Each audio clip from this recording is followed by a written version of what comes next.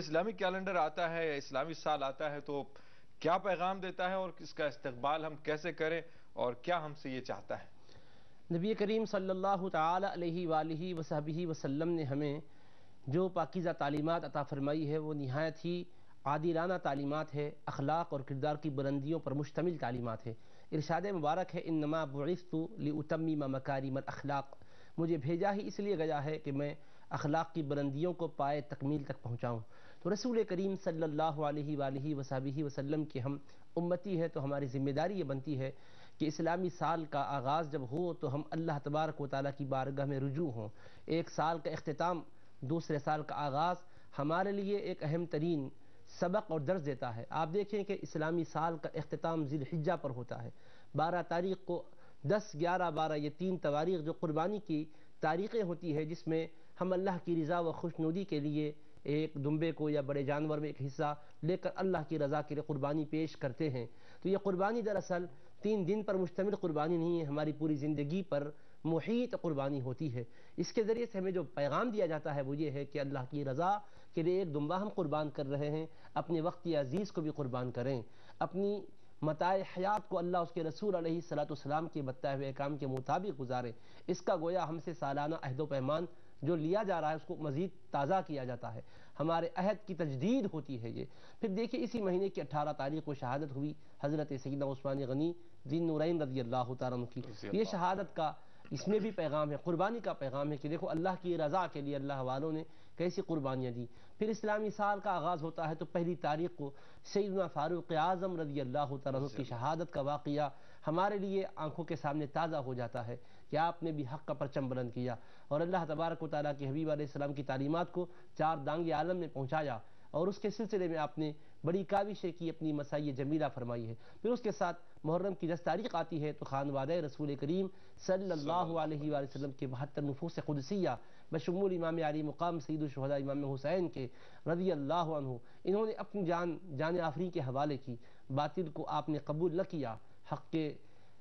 علمبردار بن کر رہے اور اللہ تبارک و تعالیٰ کی رضا ہی کو اپنا مقصود اصلی بنایا۔ تو گویا یہ مہینے کا اختتام اور آغاز ہمارے لیے ہمارے ضمیروں کو جھنجھوڑنے والا ہے کہ مسلمانوں اپنی گریباں میں جھانک کر دیکھو کہ تم اپنا وقت کس قدر اللہ کے دین کے لیے لگا رہے ہو، اپنی توانائیوں کو اللہ کی رضا کے کاموں میں کیسے خرچ کر رہے ہو۔ یہ واہیات و خرافات کا دین نہیں ہے، یہ آتش بازی اور پٹاخے بازی کا دین نہیں ہے، کھیل تماشے کا دین نہیں ہے، یہ دین صداقت پر مبنی ہے۔ ہمارے لیے ہر لمحہ مسئولیت کا ہے، مواخذے کا اور باز پرس کا لمحہ ہے۔ رب ذوالجلال بروز محشر فرمائے گا، جس وقت کہ انسان کہے گا وہاں اللہ کی طرف سے گرفت کو دیکھے گا، عذاب کو دیکھے گا، تو کہے گا ربنا اخرجنا نعمل صالحا غیر الذی کنا نعمل، اے میرے پروردگار، اے ہمارے مالک، دنیا میں پھر سے ہمیں بھیج تاکہ اچھے عمل کر کے ہم آئیں، نیک اعمال کر کے آئیں، جو پہلے کیے تھے اس کے علاوہ اچھے عمل کر کے آئیں گے۔ تو رب ذوالجلال جواب دے گا اولم نعمرکم ما یتذکر فیہ من تذکر وجاءکم النذیر، کیا ہم نے تمہیں اتنی عمر نہیں دی تھی جس میں نصیحت حاصل کرنے والا نصیحت حاصل کر سکتا تھا، اور ڈرانے والے بھی آتے رہے، خبردار کرتے رہے، آگاہ کرتے رہے، تم نے قدر کیوں نہ کی؟ تو گویا یہ لمحے لمحے کی ہمیں قربانی اللہ کی رضا کے لیے دینی ہے۔ اسی وجہ سے رسول کریم صلی اللہ علیہ وآلہ وسلم نے فرمایا الکیس من سہو، کیس عقل مند آدمی وہ ہے جو اپنے نفس کو اپنے قابو میں رکھے اور وہ عمل لما بعد الموت، اور آنے والے دن قیامت کے لیے، روز محشر کے لیے، ماں بعد موت کی زندگی کے لیے اپنے آپ کو تیار کرے۔ تو ماہ محرم کا استقبال یہ اہتمام ہمیں اس طور پر کرنا ہے کہ ہمیں اپنے پورے سال بھر کا جائزہ لینا ہے کہ سال کے 12 مہینے ہم نے گزارے ہیں، ان 12 مہینوں میں ہم نے فرائض کو کس حد تک ادا کیا ہے، کیا ہم سے کہیں کوتاہیاں ہوئی ہے، واجبات میں کوئی کسر رہ گئی ہے، بندوں کے حقوق میں کیا ہم سے کہیں کوئی فروغ گزاشتے ہوئی ہے، اس کا ہم جائزہ لے لیں، اور جہاں کہیں نقص اور